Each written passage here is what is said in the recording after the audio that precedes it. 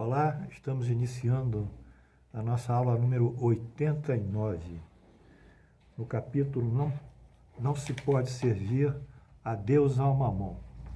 É o capítulo 16 do nosso Evangelho segundo o Espiritismo. Ontem nós tivemos a oportunidade de trazer as psicografias, os registros de um senhor feudal chamado Szymel Ślizgał, lituano, nasceu na capital da Lituânia, Vilna, e esse senhor, ele reencarna como um mendigo. E nós vimos também que, quando ele falece, mendigo, há um grande afluxo de pessoas ao enterro, e a própria cidade, a capital da Lituânia, Vilna, o comércio fecha as portas em homenagem a ele. Allan Kardec, vendo os jornais da época, ficou curioso por saber que o mendigo teve tantas homenagens de uma forma espontânea por parte da população. Aí ele vai para a Sociedade Espírita de Paris, evoca o espírito do nosso Schlemihl, e o espírito chega e dá o seu depoimento. Assinalamos também que há uma incompreensão no meio espírita, baseado numa falsa informação de Chico Xavier, dizendo que a campainha só toca de cima para baixo, quer dizer, o espírito tem que se comunicar de cima para baixo. Mas Allan Kardec, no livro dos Médiuns, cujo título completo é o livro dos médiuns e dos evocadores, ele assinala que ele evocava esses espíritos, ou seja, a campainha na Sociedade Espírita de Paris tocava de baixo para cima. E sendo assim, ele evocou o espírito Schlemihl. Na aula passada, vimos então um pequeno depoimento Schlemihl, depois que morreu, e hoje vamos continuar. Eu não acredito que eu vou terminar hoje, e nem tenho pressa de terminar. O que eu tenho interesse é que vocês aprendam comigo isso. Porque essas aulas aqui, são muito mais importantes do que uma série de palestrantes que estão aí na internet, em outros centros espíritas, falando bonito e não ensinando a substância do espiritismo. Vamos lá. A reencarnação. Obtive o poder de preces e de resignação e de lamentos, permissão para receber a tarefa material de passar pelos mesmos sofrimentos, e ainda mais que eu fizer os outros suportarem. Ele vai passar pelo tudo que ele fez de ruim, ele vai passar também de ruim ou de mal. Obtida essa permissão, Deus concedeu-me o direito de aumentar, por meu livre-arbítrio, meus sofrimentos morais e físicos. Então, além disso, ele pediu para sofrer mais, ter mais problemas e dificuldades. Graças à ajuda dos bons espíritos que me socorriam, persisti na minha resolução de praticar o bem. E lhe agradeço porque eles me impediram de sucumbir durante a tarefa que eu me havia proposto. Muito bem. A nova encarnação do Schlemihl. Enfim, concluiu uma existência que resgatou, por sua abnegação e sua caridade, o que a outra tivera de cruel e injusta, a anterior.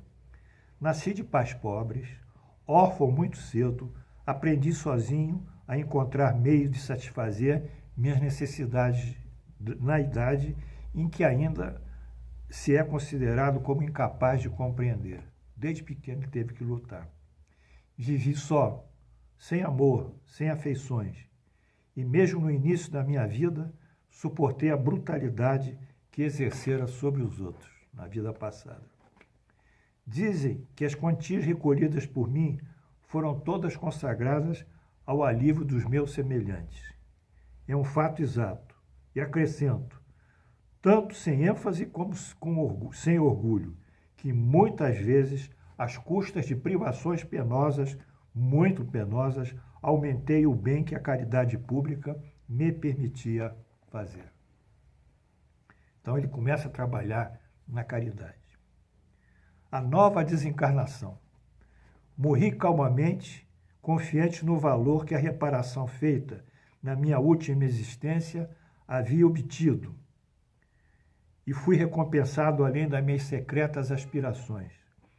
Hoje sou feliz, muito feliz, em poder vos dizer que aquele que se eleva será humilhado, e aquele que se humilha será elevado. Eis aí, a porta de Deus abriu para o Schlemiel, e numa reencarnação nova, ele, pela expiação, pelas provas, pelas provações, pela humilhação que ele sofreu como mendigo, ele conseguiu pagar os débitos que ele contraiu frente às leis divinas.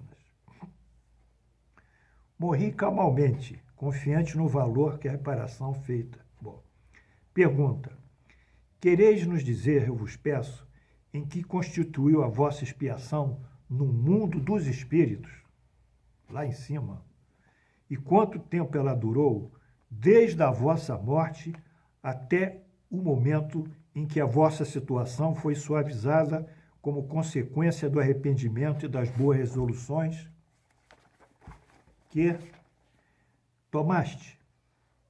Dize-nos também o que provocou em vós, no estado de espírito, essas mudanças de ideia. Então, Allan Kardec quer saber o que houve com Schlemiel na erraticidade, no mundo espiritual. Resposta: trazer à minha memória lembranças bem dolorosas. Quanto sofri. Mas eu não me queixo. Eu me lembro. Querer saber da natureza, que foi a minha expiação, ela em todo o seu terrível horror.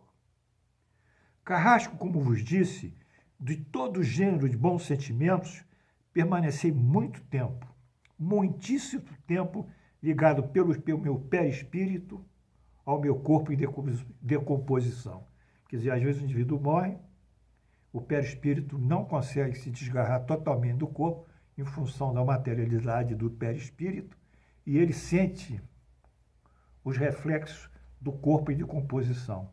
Então ele sentia o corpo ser corroído pelos vermes. Eu me sentia até que a decomposição se completasse. Olha só, ruído pelos vermes que me faziam sofrer muito. Que desgraça! Quando fui liberto dos laços que me prendiam ao meu instrumento de suplício, o perispírito, sofria um ainda mais cruel. Puxa! Após o sofrimento físico, veio o moral. Este durou muito mais tempo que o primeiro. Fui posto em presença de todas as vítimas que eu torturara. Periodicamente, e por força maior que a minha, eu era colocado novamente diante das minhas ações culposas e via física e moralmente todas as dores que havia feito aos outros sofrerem. Era o flashback. Ele via toda a repetição. O que ele fez sofrer uma vez, como ele fez sofrer, as dores, aquilo batia nele moralmente como um verdadeiro óbvio, nem sei explicar, um impacto. Ele repetia as cenas, ele querendo se libertar, ele querendo se esquecer, ele querendo deixar, e aquilo voltava o que ele fez com seus súditos, com as pessoas. Ó, meus amigos, como é horrível a visão constante daqueles a quem se fez mal. Disso tiveste um pequeno exemplo entre vós na confrontação do acusado com a sua vítima. Eis aí, em resumo, o que sofri durante 2 séculos e meio, 250 anos. Até que Deus, apiedado com a minha dor e meu arrependimento, solicitado pelos guias que me assistiam, os espíritos superiores, permitiu que eu tomasse a estrada da expiação que conheceis, ou seja, que eu voltasse a reencarnar. Então vocês vão dizer que a reencarnação é um terror? Aqui, para o Schlemiel foi a libertação dele. Foi difícil, mas ele se libertou, ele pagou. Porque Deus não fecha a porta para ninguém. A reencarnação é a porta sempre aberta para a gente melhorar, reparar, se tornar mais puro, mais amoroso, mas consentâneo às leis divinas. O judaísmo. Pergunta: um motivo particular vos induziu a escolher vossa última existência na religião israelita? Resposta: não a escolhi por mim, porém aceitei de acordo com o conselho dos meus guias. A religião israelita acrescentava uma pequena humilhação a mais em minha vida, visto que, principalmente em certos países, a maioria dos encarnados despreza os israelitas e particularmente os judeus mendigos. Como você sabe, é um preconceito milenar contra os judeus, que já está no consciente coletivo, não é? Da civilização. Então, ele sendo judeu, que já é um preconceito, sobretudo na Europa daquela época, né? Em que a igreja era muito forte contra os judeus ainda. E todo um sistema de preconceito e de perseguição judaica acontecia. Então, ele ainda aceitou mais essa perseguição e ainda mais como mendigo. Pergunta: em vossa última existência, em que idade começaste a pôr em execução as resoluções que havia tomado? Como vos chegou esse pensamento?